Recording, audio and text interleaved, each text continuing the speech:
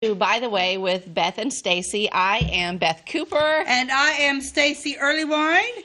And it is beautiful outside. Yes, it's a beautiful summer day today, and we are just having the best summer. How about you? It's been it's cool. Well, yeah, but that's okay with me because I don't like it to be really. I hate the heat. I know, but it's not good pool weather. It's not good pool weather. My kids are complaining. Yeah, I'm complaining. But I don't only just complain about the weather.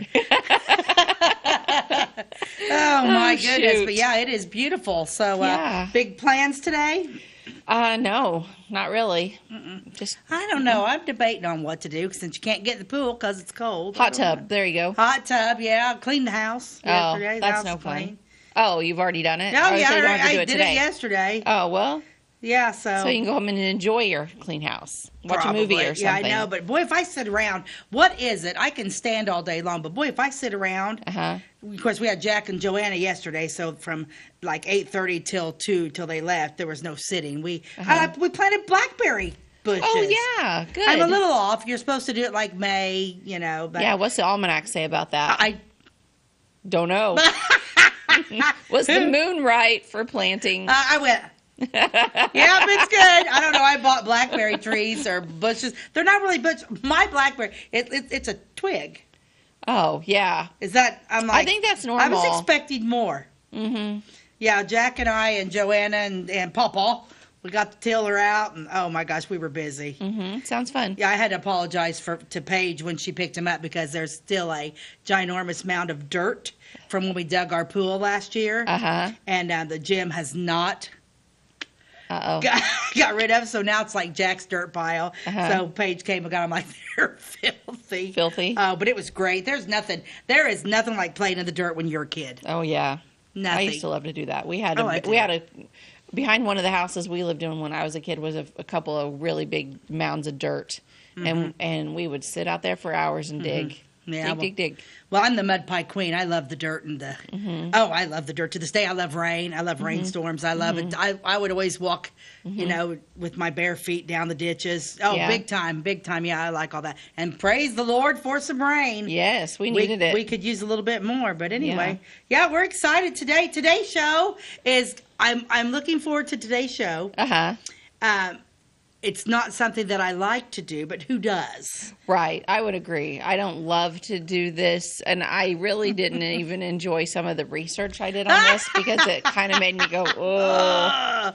We are going to be talking about dentistry. Yeah. And two of the earliest dentists that came to Clay County. Right. But, young men went to dental school. But it's, before we dive into it, I'll tell you what, it's back in the day, dentistry, not cool. Not cool. Scary. I love my Painful. Dr. Wilson's my dentist, and He's I love my Dr. dentist, Wilson. too. He's great. Yes, and he's he's never fantastic. hurt me, but I'm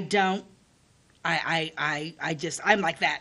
Oh. And he's never hurt me ever. I'm not scared while I'm in there, but I am scared when I read some of the stuff that I found about how they did dentistry in the past and what those poor people went through. Yeah. My problem with the dentist is I'm like that, because, I can't shut up. Oh, right. You want to keep talking. Talking. And then Calvin, Calvin's a singer, too. So Calvin, a song will come on, and he'll be like, is drilling me, and we're both like, That's funny. Yeah, we have a good time when I go in there. But, I'm not a fan, but we got to start Let's off with start our show. We always start with an old advertisement. Now, this is a magazine I would have never picked up in my life. Oh, yeah? Time magazine? Okay, Ty, zoom in on this. La, la, la. Yeah, I would have never picked this magazine, Time. I used to read a Time magazine some. I'm going to tell you what, it's very interesting. Yeah, what's the year here? 1945. Oh, interesting. Very interesting. Yeah. The big three. Yeah. Yeah, so you got Britain, China, and the American flag, right? China's on the end. And then that Britain in the middle. Yeah. Great Britain, and American. Okay. Yeah. Okay, let me get my glasses on now because the lady's getting old. One thing I found, so this magazine is May 14th. May 14th was my dad's birthday. Oh. May 14th, 1945. Was he born in 45? Oh, yeah. So that's his actual date of birth. Yeah, May 14th. Well, Of I don't know. 1945? No, yeah. I don't know what year my dad was born. No, because okay. You'd make me do math. You're the mathematician. Okay, You'd have I don't to do know. the math. No, but May 14th is not the year, but the day. Okay. But this magazine was 15 cents. And this one, like it says, the big three, one job done. So I'm assuming we're talking about World War II. Yes. 45. So yeah, that is interesting though, because like I said, it's Great Britain and America, Great Britain and China. I didn't even pay attention to the flags.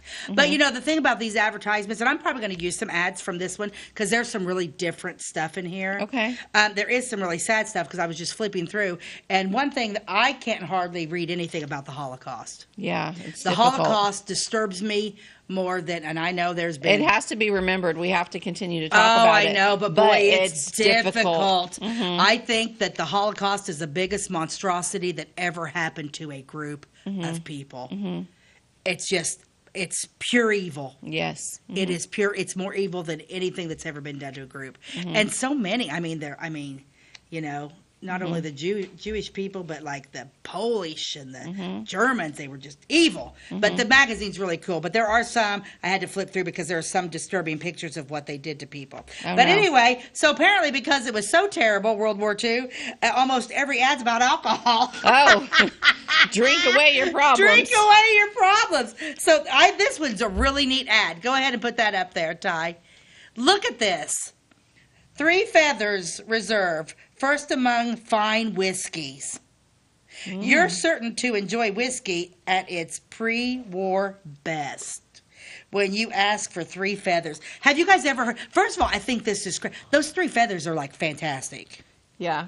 I've never heard of that, but I don't know my whiskeys. Well, unfortunately, I do know my whiskeys. Okay. Have you ever had I that have one? never had 3 Feathers. I wonder if it's still around.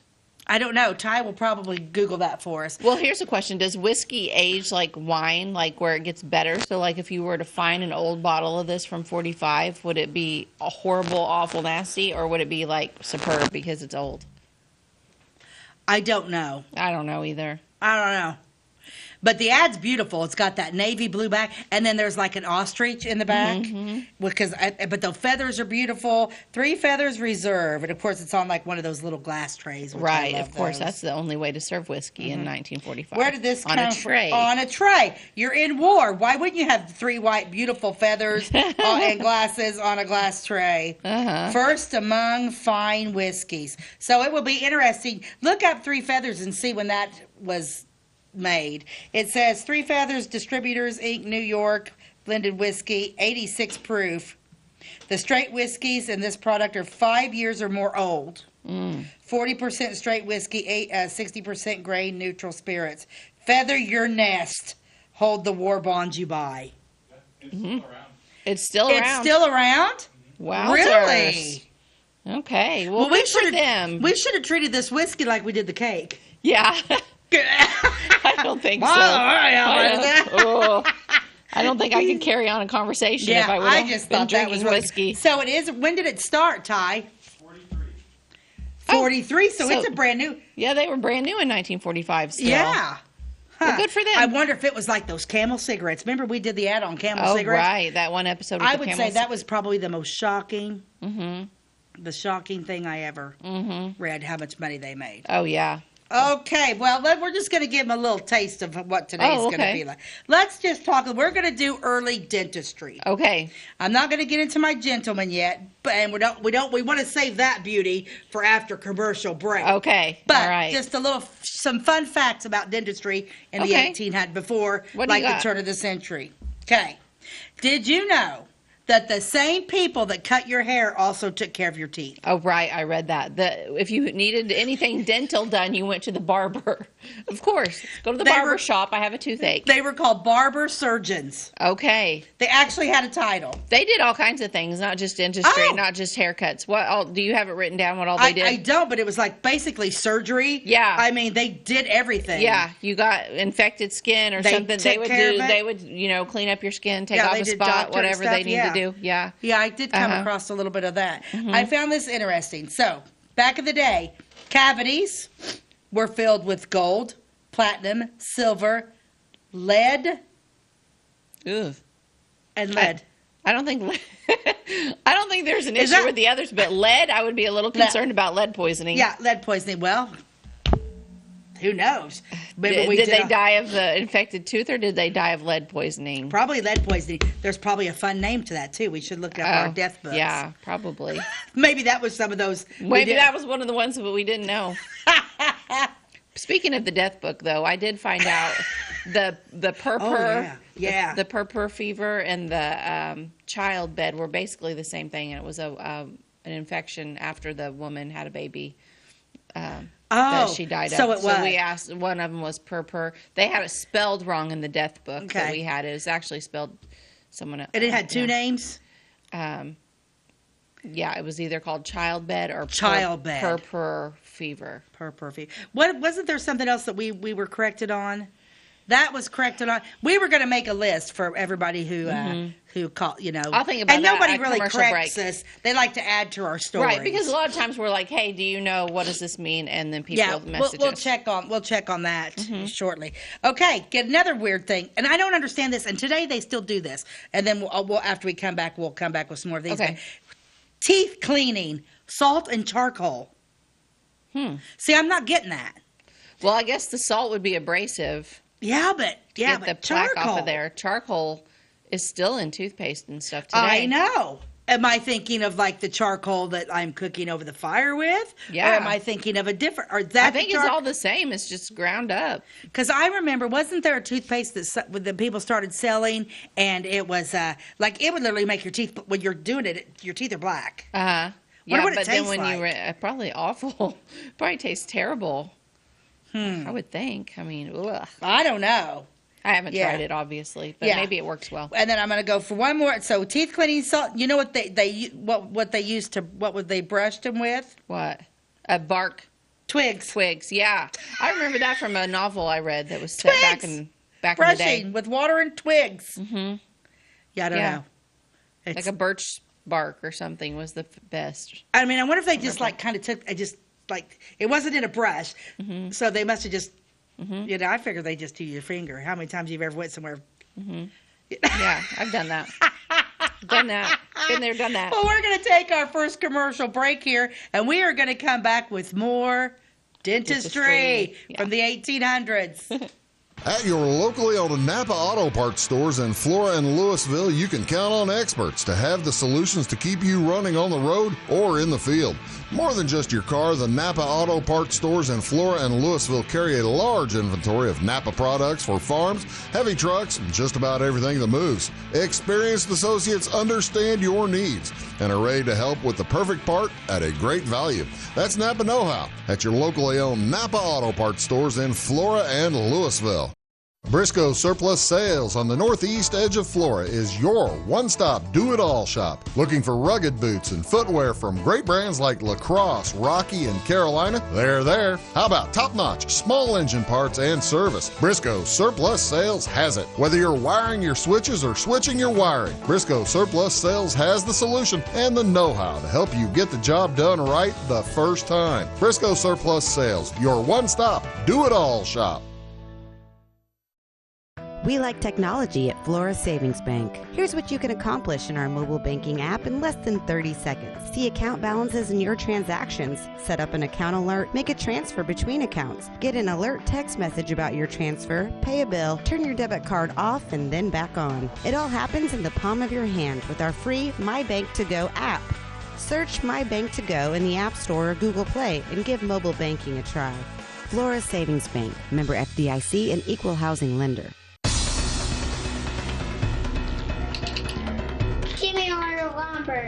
Doors, paint, windows, electrical, plumbing, and much more.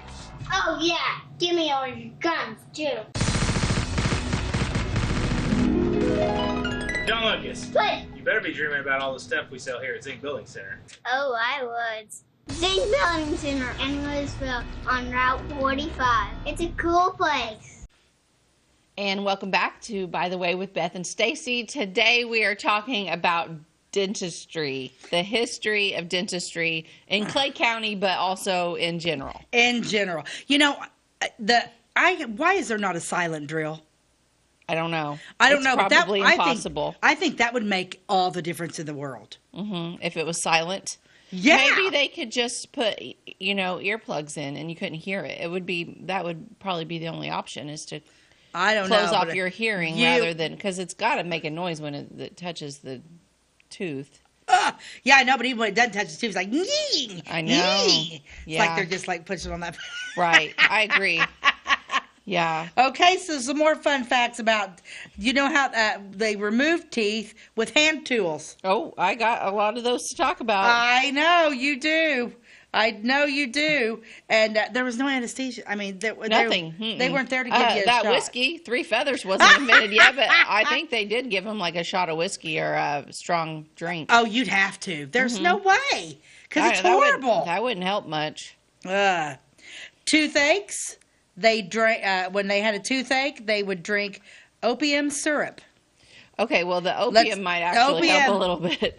We've come across opium a lot. Yeah, we've covered opiates before. Yeah. When we did the cookbook, actually, they were in several of the recipes, which cracked me up because opium is highly addictive and now illegal. Right. But back in the day, the Orchard City cookbook had full of opium. Full of opium. They also, here's another weird thing for toothaches. They smoked henbane. Henbane. Henbane. Henbane. Uh-huh. Oh, marijuana. Oh, okay. Well, that might have helped. Yeah. I don't think anything's going to help except for knocking me out. Uh-huh. And just regular cigarettes. Yeah, I mean, I honestly would just prefer him to, give me a concussion and knock me out completely. And the other fun fact here is, who else? It was barbers. So if you got your hair cut and you had a toothache and all that stuff, they did all that. Blacksmiths removed teeth, too. Oh. Now, a blacksmith, in any old movie you watch, a blacksmith is normally terrifying. Yeah. Because they are there banging on metal that's They red got the hot. leather chaps and they're, all covered in this big leather apron. Mm-hmm. And yeah, that's who I'd want to go to. Yeah. Not. Yep. Oh my gosh. These So- poor people, especially children. And they didn't have good dental hygiene, so everybody's teeth were rotten and these poor little kids were probably drugged to these scary people. They probably had severe PTSD. Oh, I afterward. can't even imagine. I think I'm going to talk about one of my men, Okay. and then we'll talk about those horrific things, Okay. and then we'll finish up with one of my other men. Okay. Okay, you want to try it that way? Yeah. So, the last half of the 19th century witnessed wonderful changes, and the 19th century is the 1800s. Okay. Okay. The sewing machine. Yes. Yes. Elias Howe. The What? He invented it. Not singer. He tried. singer. He tried to claim it, but Yeah. then Elias Howe came back and sued him. Well, didn't you gave me this lecture when we were at that Yeah. auction Saturday? Yes. Mm-hmm. 'Cause There's a long drama. there's We'll a- have to talk about that another day. A lot of drama about the invention of the sewing machine. Exactly. The electric motor, the telephone, the electric light, the bicycle, and lots of other inventions. So we're talking the late 1800s here, and right now the West is starting to really, this is when the West is starting to develop rapidly. So everybody's saying the term "Go West, young man." Yes. So Go now, West, young man. because we're talking, most people when they settled was stayed on, on the East Coast and that type of thing. Yeah. So now we're gradually moving west through the United States. So there is this young man. His name is Samuel Jessup. Okay. Okay. Do we have a picture of Samuel? Yes, he's very handsome. Oh yeah. Isn't he cute? Yeah. I he's a love cute his guy. hair. Yeah. Yeah. His hair's just got this nice little whoop right at the top. Isn't that cute? Yeah. Yeah. I love Dr. Samuel Jessup. He was one of our first real dentist, not a barber. Okay. So Not a did blacksmith. Did he go to college to be a dentist? Yep, he Okay. sure did. Dr. Samuel Jessup was born on a farm in Orange County, New York, July 17, 1869. Okay. His childhood was similar to other children. He had very wise parents. They were very good. And he developed a love for books. Okay? Smart man. He was very smart. At the age of 13 years, once again, it seems like it happens to a lot of these guys, circumstances caused him to go west to seek out for himself a place. Okay? So now, at 13 years old, things are drying up on that end of the the coast, so he moves to Chicago. By himself or with his family? It just says with his family, by good. himself. By himself? At 13? At 13, he traveled. Oh, isn't that heartbreaking? I mean, I have a 14-year-old daughter, and I can't imagine just having a 13-year-old kid and being like, head west, young man. Good luck to you. Right, yeah.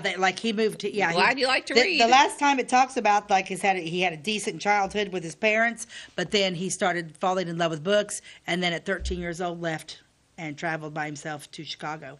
And train. They probably just put him on a train and there he went, okay? He went to Chicago first, and soon, then he not stayed in Chicago, but he went to Nebraska. He went to Nebraska. Wow. From that period till he arrived at the age of 24, he devoted his entire time to the acquirement of the liberal education. Yep. This man, he did so many things before he did dentistry. He learned the art of printing. He earned the art of printing and spent his vacations working to save up money. And it said in here, like, a lot of people, like, they didn't save, like, I guess, so people back in the 1800s were not any different than people today. A lot of people just wanted to go to college and didn't save up the money to do it. Mm-hmm. But this young man, in order to put himself through school, learned to be a printer and was a printer. Then he put himself through. He was very determined. He was very determined. He had to be pretty mature for a 13-year-old, which I know back then you had to mature faster. It's not like you were home playing video games and getting to eat whatever you wanted all day. But it would be interesting to see what happened right from the age of 13 to 24, because at 24 he devoted his entire time for education. But that's what he. So what he do for 11 years? I wonder if he just scraped and just did what he had to do to survive. Saved and worked at the printers. He sure did. Yeah. Yeah, so he saved his earnings to pay his expenses while in school. From the common schools, he went to the Nebraska Wesleyan University at Lincoln. After doing faithful work, he concluded to adopt dentistry as his profession. Okay. In 1893, he entered the dental department of the State University of Iowa at Iowa City. Okay. Get this, and at the end of 1 year, entered the College of Dentistry in Northwestern University at Chicago. So he starts his dental practice in Iowa. It makes you wonder why they move so much. Yeah, why didn't they just find a nice town and stay? I mean, Iowa City's a nice town now. I don't know what it was like then. I don't think I've ever been to Iowa City. I don't know if I've been through Iowa. Mm-hmm. But, so very neat. So Iowa City, and then at the end of it, so he went to 1 year school at the University of Iowa in Iowa City, and then he entered the College of Dentistry in Northwestern University at Chicago. Okay, so he's back to Chicago. Now he's back in Chicago. Like 10 years So he's back in Illinois. So later. Yeah. Okay. Yeah. Mm-hmm. So at 13, he leaves New York, goes to Chicago, then travels to Nebraska, piddles to Nebraska, back to Chicago. Okay. Here he remained for 2 years until the completion of the university course of study and practice. His scholarship and fine skills gave him high rank in a large class. In 1896, he graduated with honors, and the Northwestern University bestowed upon him the degree of Doctor of Dental Surgery. Yeah. President of Old Northwestern, one of the world's greatest universities, handed him the roll of parchment. Okay. Now, what does that mean? That means his degree. Back then, it was just rolled up on parchment paper. So he got his degree. Yeah. Immediately upon graduating, which that's always a good thing for all you kids out there going to any type of school where you need to get a license. I've never understood how you go to like dental school or cosmetology school or anything, and as soon as literally when I got out of school, first thing I want to do is take that test and pass it and get my license. Right. Why would you delay that? Why would you? But you know how many do? I'm not surprised because people don't surprise me anymore. Wow. I mean, it's just like, no, get that. Get it done. Get that done. Yeah, before you forget it all. So, immediately upon graduating, he took the examination before the Illinois State Board of Examiners and successfully passing it. He came at once to Fairfield. Of course. That's where I'd want to land. You go from New York, Chicago, Fairfield. Maybe there was a pretty girl in Fairfield that he followed there. I don't know. After 2 months of work there, he concluded to make a change, and upon carefully inquiring as the most promising point of location, he came to Flora. He came to Florida on June 23rd, 1896. Wow. I'm just in love with this boy. He's got like kind of those sad eyes. Yeah, he does look a little sad, wistful. Just, I don't know. Probably because he left home at 13. He probably needed attention. It's kind of crazy.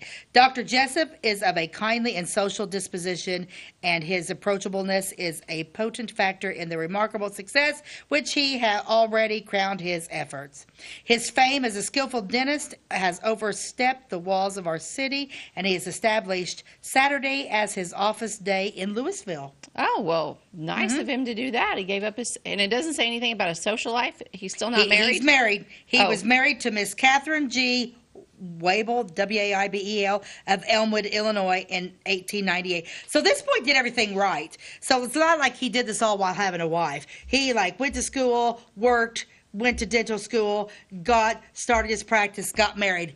Good job, Samuel Jessup. He really had a good head on his shoulders. He For did. as young as he started, he really did, because he knew, I mean, he was driven. He had a goal. He was goal-oriented, is what we would call that today. His young wife and little daughter, with the doctor himself, constitute one of the happiest families in our city. Aww. Dr. Jessup's career illustrates the possibilities within reach of American boys.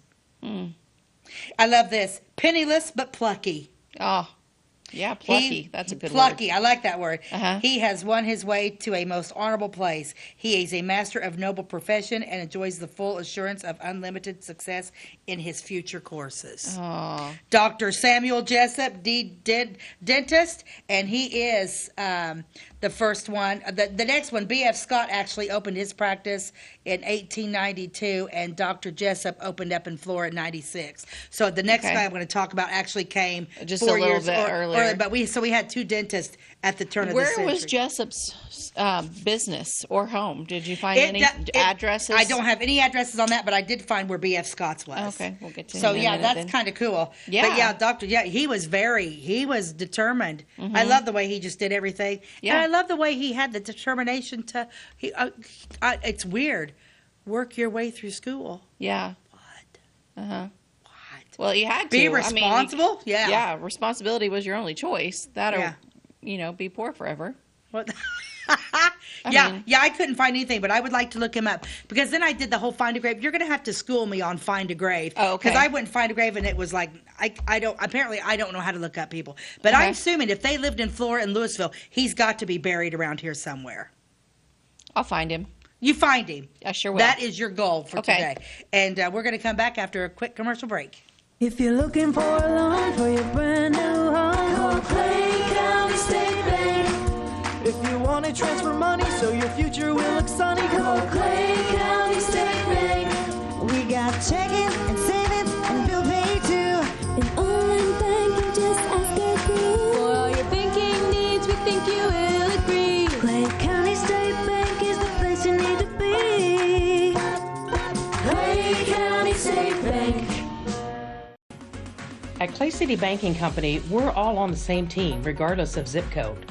At home, work, school, or across the country, you can be part of our team with our cutting-edge mobile banking products. From your hand, you can check balances, transfer money, make deposits, and pay bills. Looking for a loan? We've got you covered with our mortgage, agriculture, commercial, and consumer loans. Join our team today. Clay City, Flora, Louisville, and Fairfield Banking Companies. We're the hometown banks, member FDIC, and equal housing lender. It's the weekend and your symptoms are worsening. The morning of a big meeting and you have a bigger sore throat.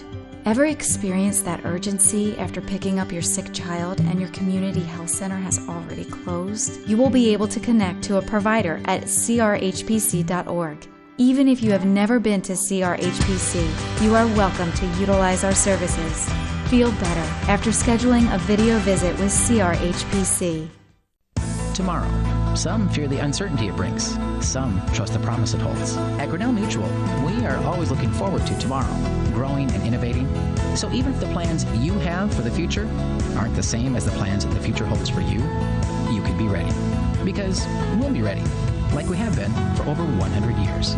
Trust in that. Trust in tomorrow. Talk to your mutual agent today. Your local agent is on the square. Louisville, Clay County Farmers Mutual Insurance. Welcome back to By the Way with Beth and Stacey. I'm Beth Cooper. And I am Stacey Earlywine, and we are talking about early dentists. Dentist and dentistry. Dentistry. Some scary You've got stuff. some horrible stuff I right there. do. Do you want to go into that before we talk about your next guy? I need to get this. I keep staring over at you, and I'm like, okay, let's just. That's awful. Oh my gosh! So one of the very first things, so like dentistry goes back to like the mummies and like the Egyptian, like it's been going on forever. But this one thing is called the bow drill, and it's from 7000 BC. Oh my Lanta! And the bow drill was constructed like bow and arrow kind of, and they were like the kind that you would make fire with, but instead of creating flame from 2 pieces of wood, the drill had a stringed wooden bow tied to a rotating spindle that would drill into the teeth. Holy cow, is there a picture? I think so. Ty, do I have a picture of that one? Yeah. Duh. Here we go. This is the bow drill. Oh, my God. This dental device was found in what is now known as India and Pakistan, this particular one. But, okay, so that little piece that was, like, sticking out there at the bottom, that would actually drill into your tooth with no, medication or numbing. No numbing? No numbing. Yikes. The next one on my list, this was used for tooth extraction. I'm not sure I sent a picture of this one, but I might have. It was called the pelican, and it had a claw, almost like the claw of a hammer, and then the head of the other part of it would tighten down, and then they would just rip out your tooth. But I'm pretty sure I did send this one in. Ty, I didn't have the dental pelican, did I? Okay, it wasn't a very clear picture of what that was, so I don't think I sent it. But I see another one popping up under. This, go ahead and show that one, Ty. This is called the secateurs. My Secateurs. God. Yeah, leave that one up for a minute. This is a French device. Secateurs is a French word meaning cutting or scissors. Does it mean torture? Yes. This would be placed around the tooth and then tightened down just above the gum line, and then the tooth would be pulled out. So basically, that they would just stick that right around your tooth, screw that down. How does that thing get in your mouth? That's a very difficult. Because look at what, like I said, the picture that's in the little square. Yeah. I mean, because that's like showing it clamping it down, right? Yeah. Yeah, because the little wooden handle is going to be breaking your nose off, or that's horrible. That is horrible. The secateurs. I have no idea if I'm saying that. I don't know, but I'm sure Lydia can correct me. She's my friend in Italy that speaks French as well. So okay. Then next we have the tooth key. Okay. Oh, I was going to say the secateurs, that was around 1810 that the French invented that. The tooth key was around the exact same time. So around the early 1800s, this was another extraction tool for infected teeth. And the claw of the tooth key would be fixed deep down, it says, between the tooth and the gums. And the idea was that with one slow turn of the device, the tooth would be pulled out. I'm sorry, I don't want a slow turn. Just crank it up and do it fast. Just crank it up and rip it out of there. Okay, so what are we even... Oh, my gosh. Is this barbaric or what? Yeah, because I'm assuming that black thing's the handle that they're going to twist around your teeth. And that the far end or the right's gonna. The far end and the right's probably what goes around your tooth. And look at that. Yeah. I want to say that this usually resulted in broken teeth, tissue damage, and here's the dandy, and even jaw fractures. Oh, can you imagine? Yeah. Oh my God. Let me pull your teeth out and also fracture your jaw. And we're going to break your jaw in the process. How horrible.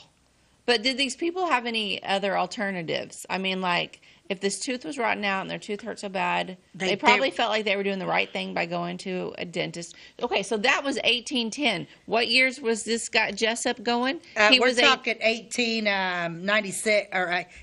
Dr. Jessup opened up in Florida in 1896. Okay, so almost 100 years after 100 years these. later. So we're hoping his equipment was a little bit better, but... Okay, so let me go to the next one on my list. This one's...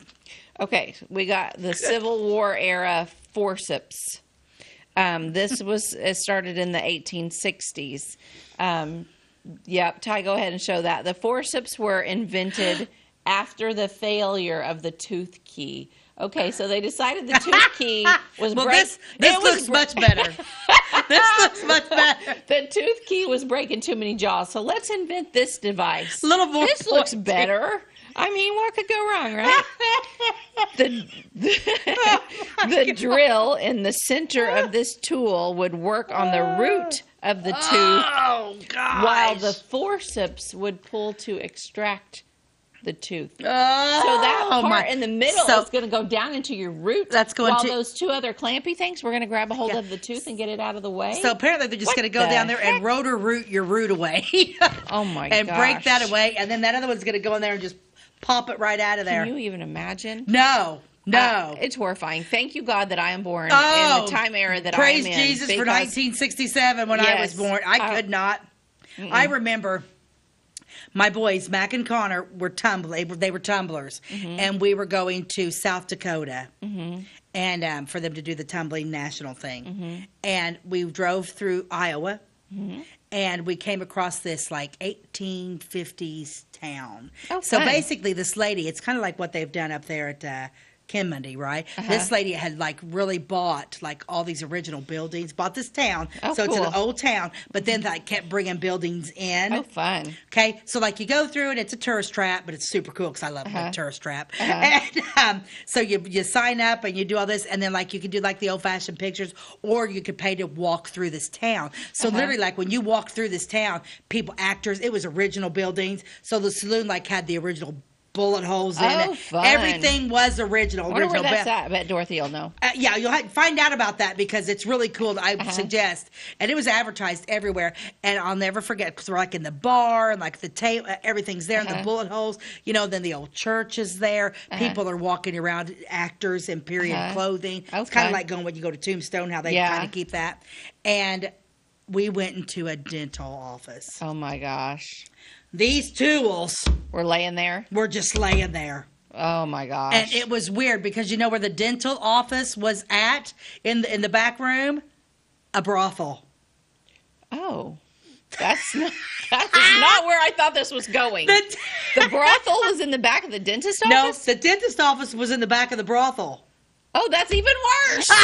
What if you were a child and you had a toothache and your mom takes you to the dentist, like, close your eyes, we're walking through a brothel? Yeah. So, like, literally, it's like, because that was like, you know, the brothel was there. The brothel was right next to the saloon. And I'll never forget, because then, like, when you went to the dental office, and it was creepy going back. I mean, because, like, and it was a room no bigger than a bathroom. Oh, my gosh. Literally, for the dentist, a chair, and then they would just torture people. Oh my gosh, I want to cry for those people. It was beautiful. Like and then right across the street was the church, and it was wonderful. But I highly suggest finding that.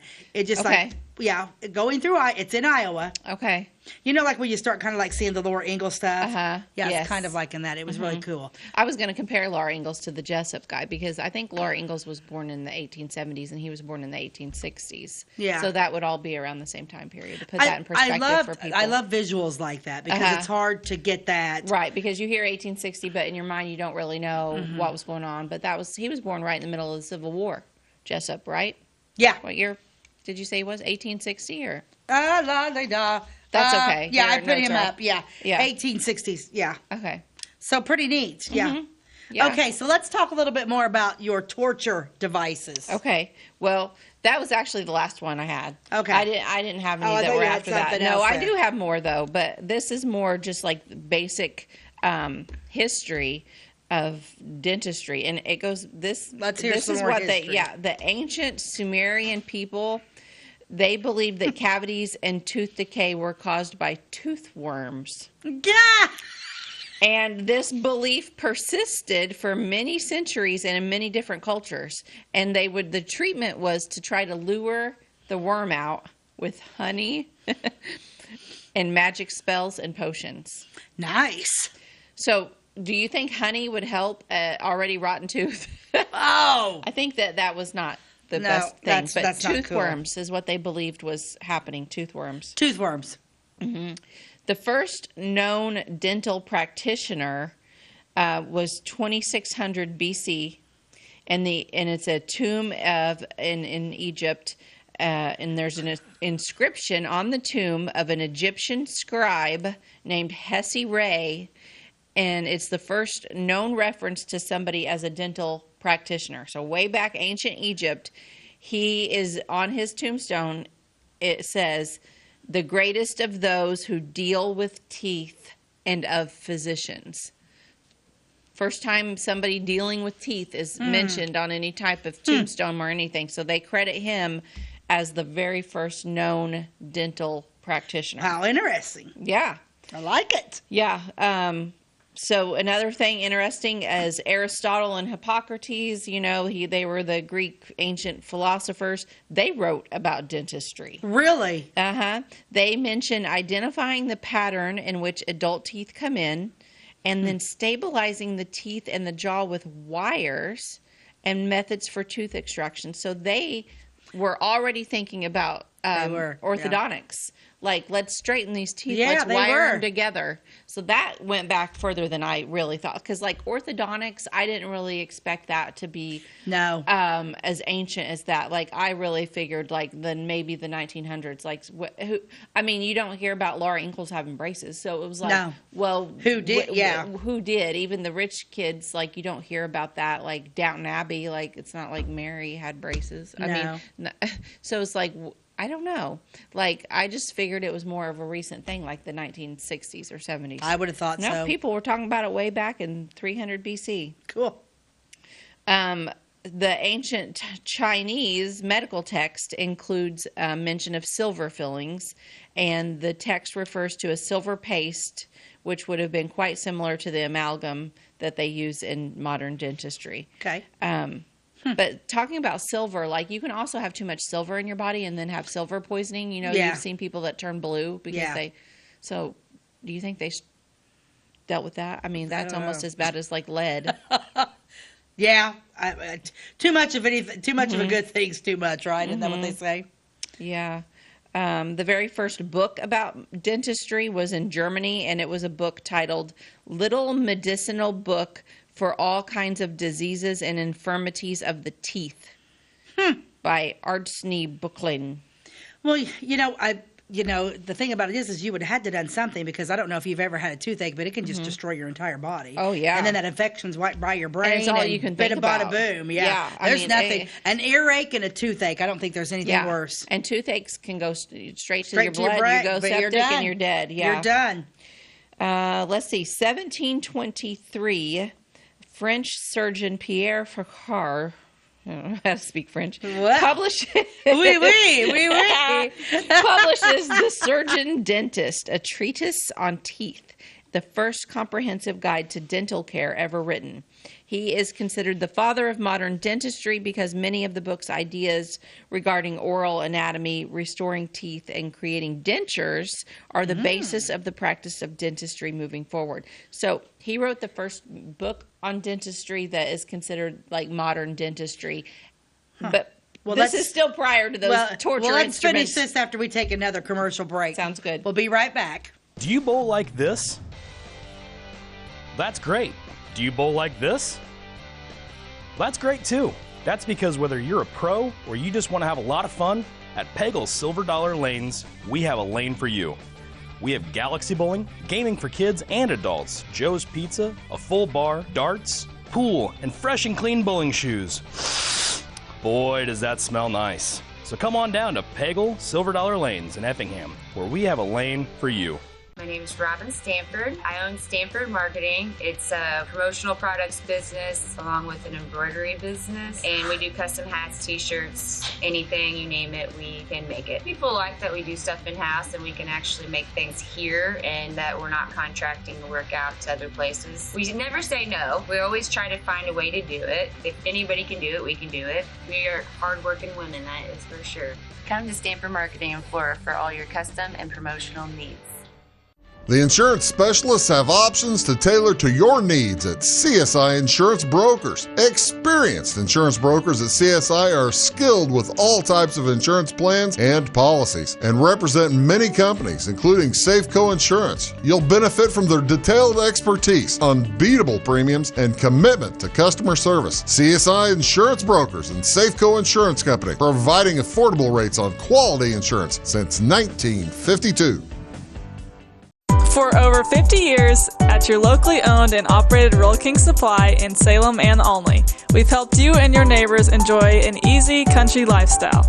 We carry the most thorough sporting goods department around with a huge variety of hunting and fishing gear, camping equipment, and a variety of firearms for any need. Our team is here to help you find whatever you need. Open every day, it's Royal King in Salem and Olney, your locally owned farm and home store. Welcome back to By the Way with Beth and Stacey. We are talking about dentistry. Woohoo! And yes, it's been a little scary, but bear with us, folks. Because it's interesting. It is interesting. So we were just talking about a book that is considered the father of modern dentistry by the French guy that Pierre. I can't say his last name. But his book was The Surgeon Dentist. And, I bet Dr. Jessup and this other doctor we're going to talk about that were dentists in Clay County, I bet they read his book. Oh, they did. It was published in 1723, which is still 100 years or more before they came along. But if that was the major book on modern dentistry, I bet they did. I bet they had to read it in school or something. Well, and Beth just found out. She did some... So I pulled up my app on my phone, and I tracked down Dr. Jessup. Yeah. He is not buried in Clay County. He's buried in Knox County, Illinois. Mm-hmm. Where is Knox County? Galesburg. Galesburg, okay. So north of here. He died in 1929 at the age of 59. And... I'm going to write that down on my paper. Yeah. And what did you say his wife's name was? Because I'm not. He's buried with his wife. Her name's Catherine. Catherine was his wife. Okay, I didn't. So they were together forever. Yeah, and Catherine didn't die until 1970. So you were alive at the same time as his wife. I was 3. She died at age 95. Wow. Yeah. They had 2 children. One little boy named Sam, who only lived to be 2 years old. Okay, I'm gonna have to write this down. I can't find it. What else did you find out about him? And then a little girl named Ildra. Ildra? How cute is that? Was born in 1899, but it doesn't say where she was.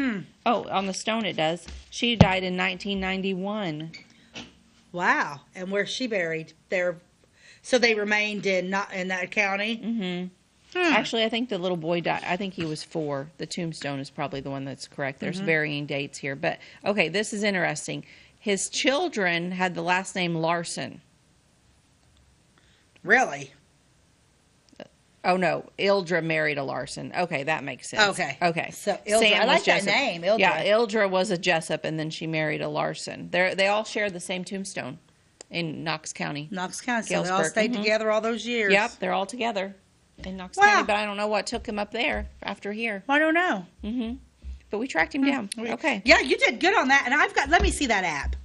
Because I already closed it. I'll show you later. Well, yeah, because I downloaded that app because everybody's like, oh, just go here. Well, I'm not technically savvy. Well, I've meant to do it for you like 20 times and forget. Well, and the thing about it is like, I'm not technically savvy because I don't really like it, but I'm like, boop, boop, boop, not there. Oh, yeah.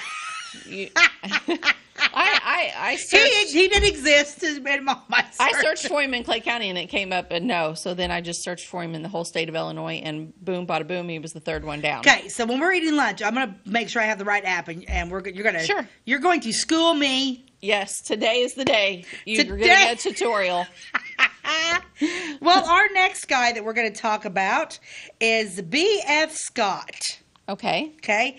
Dr. Scott was born in Washington County, Virginia, February 29th, 1872. He was raised in the country upon a farm just over the state line in Tennessee. He studied in the common schools. I love the way they call them the common school. He's very handsome, too. This one's a little bit, but look at him. Oh, He's yeah. kind of got that Wyatt Earp look to yeah, him. he does He's look very like Wyatt cute. Earp. Look at that handlebar mustache. Yeah, those are coming back too, by the way. Did you know that? I do know that. Yeah, that's awesome. Yeah. I'm digging it too. Uh-huh. That's pretty awesome. Yeah, I like it. Yeah, it's common schools until he was 15 and then went to Milligan College and selected the business courses of study, which he pursued with eagerness, for he enjoyed the practical business branches. He continued in college till he graduated and then returned to work for a year upon the farm. Oh, okay. So B.F. Scott, Mm-hmm. Dr. B.F. Scott, Mm-hmm. went to school and then he came back and went to the farm. Okay. Interesting. Yeah. A young friend living in his neighborhood was attending a dental school, and through his influence, his mind was turned to dentistry for a life profession. He was in his 19th year, and like so many young men, he determined to quit the farm. At 19. At 19. At 19. I shall quit the farm. I shall quit the farm and become a dentist. It's kind of like the old Christmas Rudolph the Red-Nosed Reindeer. Oh, yeah. Yes. Yeah, how fun is that? Yeah, I like it. What was the dentist? What was the little cartoon dentist that went around with Rudolph? What was his name? I can't Ty. think. Help us out. Yeah. He was a cute guy. Cute little He was a dentist cute little guy. Yeah. Huh? Hermie. Yes. Hermie. Ty hates us. You're trying to think of it. So you're, oh my God, one. Oh, geez, the old lady wants me to Google something again. So, well, I lost my place because I'm laughing at. Okay. So, Tennessee Medical School in Nashville. Oh, fun. And after completing the full course of study and lectures, he graduated in the spring of 1802. Wonder what Nashville was like in 1802. I don't know. I don't think Tootsie's was there. See, here's the other thing. Within a month after his graduation, he came to Flora.